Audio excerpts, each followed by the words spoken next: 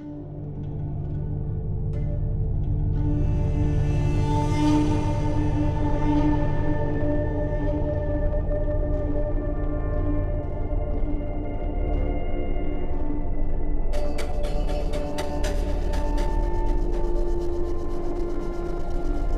6,000 years, this land's been alight. Below the surface, a burning coal seam that's slowly blazing a trail through the top of the mountain. So this is really the top of Burning Mountain, and where we're standing now is where the most recent burning has been. Yep. So you can see that all the vegetation's gone. It's been totally, well, killed off really. The heat's killed the soil and everything in it.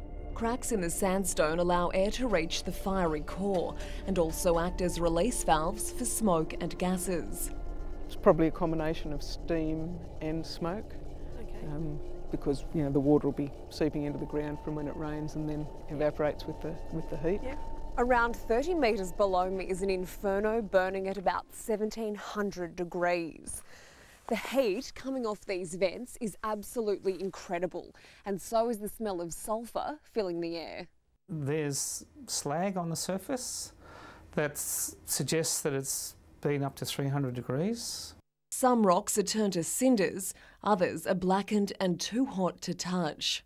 I don't know that anyone's actually measured what comes out of here, but it's a natural product of burning coal. Yep. National Park's going to be footing a carbon tax bill?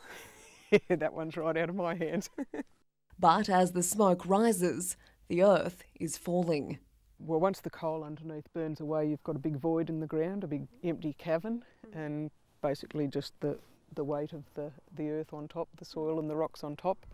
It's moving at about a metre a year, so experts predict its end isn't on the horizon anytime soon. And if it continues at this rate, it would have about another 2,000 years to go.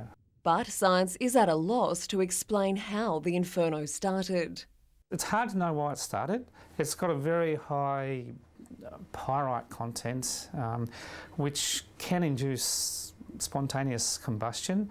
It could have been a lightning strike. Near the mountain, it's a debate that's raging, centred around Bickham Coal's plans for an underground mine in the area.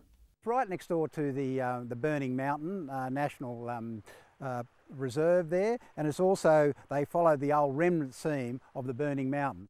The local thoroughbred industry fears if an underground mine was approved, it would be the beginning of the end for their businesses. One of their main concerns, the health of the pristine Pages River. In an ironic twist, the Environment Minister who released the plan of management for Burning Mountain in 1992 is now the man in charge of the state's resources.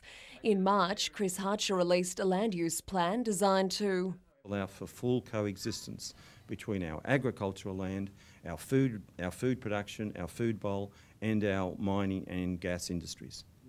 But locals are still waiting for certainty. Well, at the moment the exploration licence expired on the 27th of May, and we now want, it's at the government stage now, we want them to make a decision on where they're up to with that. And so far we've sort of drawn a bit of a blank on that.